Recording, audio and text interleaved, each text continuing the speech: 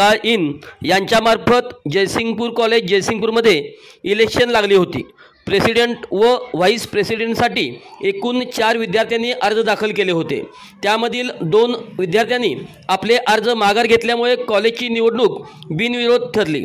प्रेसिडेंटपदी खालिद माजिद निवडे व व्हाईस प्रेसिडेंटपदी यश संदीप डुबल यांची निवड झाल्याबद्दल विद्यार्थी व विद्यार्थिनीमध्ये आनंदाचे वातावरण निर्माण झाले आहे। त्यांच्या निवडीनंतर जयसिंगपूर नगरीचे सुपुत्र संजय पाटील येड्रावकर यांनी नूतन निवडी झालेल्या दोन्ही विद्यार्थ्यांना शुभेच्छा दिल्या।